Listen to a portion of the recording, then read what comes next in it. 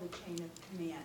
If they've gone to the teacher, the building level administrator, central office administrator, a parent or a community member always has the opportunity to speak to the board, whether it's via board mail or requesting to talk to the board in person or getting up at a board meeting. And I feel that we are sympathetic to parents. We're not looking to not hear what's being said. And there's so many times that I wish I could say more, but I can't because there's the code of ethics that I have to adhere to. And that is our role. So hopefully, parents and community members can understand that and be sympathetic also to us that we are limited in our role as a board member. But administration, it's their responsibility to handle it. And if they can't, please always feel free to come to the board at that point if it wasn't done.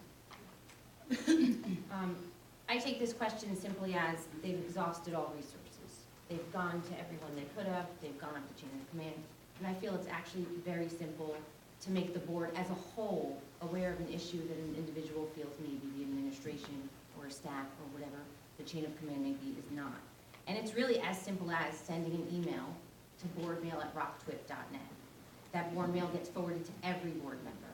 And then we as a whole can sit down and have a conversation with the powers that be and talk about the issue at hand. Also, again, on the contrary of some statements that maybe haven't been made here or anywhere else, the board has more opportunities at our meetings to have public comment and express concerns, accolades, thanks, anything of that nature at the beginning of our meetings, at the end of our meetings, and also have input and feedback from every section except from personnel.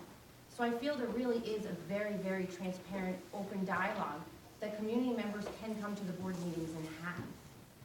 I feel we sit, we listen. To Nancy's point, there is a code of ethics, and there's some things that we unfortunately can't personally get ourselves involved in. It is a conflict, but we can be made aware of it as a board as a whole, and we can address it with the appropriate administrators if necessary. Okay. Mr. Waller, let's start with you. What is your position on labor relations? Sure. This is put forth by the union here. Our teachers, bus drivers, and other professionals on the front lines with our children are our greatest assets. Full stop. We need to support them. We need to treat them and empower them as such. Many of them are members of this community who care about the students as much as the rest of us. I listened to the bus driver union talk last night at the board meeting, and those are people who should walk away from all of that. But because they care about our kids and care about our community, they are sticking through an awful negotiation. We need to support that. We need to raise that up. We need to reward them for that. The bottom line with all this is relationships. We need to have a relationship with our teachers, with our paraprofessionals, with our bus drivers, with everyone who comes in contact with our kids. We need to have trust from them that we will do best by them and best by the children.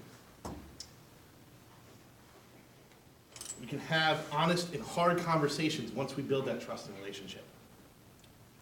I've never met a teacher who is in it for the money. I'm friends with many teachers. And most of them are likely smarter and better educated than my few friends who are in business, but they make a lot less money. So it's really a kind of a dumb decision fiscally, right, to be a teacher. But they do it because they love children, because they feel called to serve them. But that's my experience. And we need to treat them with the respect that they deserve. There are many ways to compensate people, but when there are positive relationships between the board, administrations, and labor, and not having doors shut in people's faces, with those who work directly with our kids, we can all come to agreements that benefit the students. So fortunately and unfortunately, I have a lot of experience with labor relations. Currently, I'm the SOA president for PBA 151 for supervisors. So I've been on one side of the table and also as part of the library committee as a trustee member on the other side. It's very unique from both perspectives. On one side, you think to yourself, we have to have some sort of fiscal responsibility because the taxpayer, every dollar that we spend it's great, you really like this person, and they do a really great job. It doesn't mean that we can always say we have more to give. There's only a certain amount of resources. But at the same time, we have to look at the other side of the table, the person that's asking for a little bit more, and think to ourselves, what is their quality of life and quality of living? What is the work that they're putting forward? What are they doing for us as far as the community goes?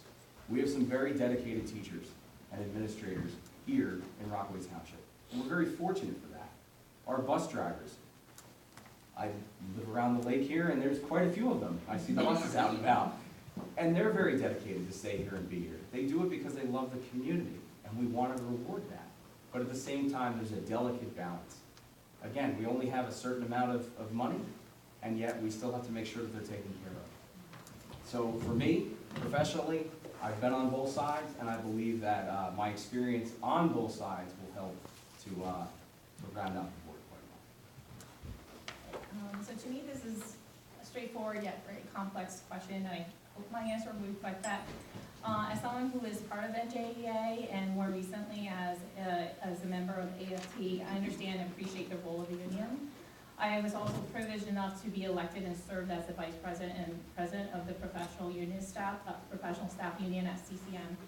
So I have firsthand knowledge of the importance of union leadership, who sets the culture and the tone of the unit. More importantly, the executive board has the challenge of synthesizing various perspectives and positions and expectations of the members to be able to represent the unit well and effectively. I have been and currently in management, so I also know what it's like on the other side.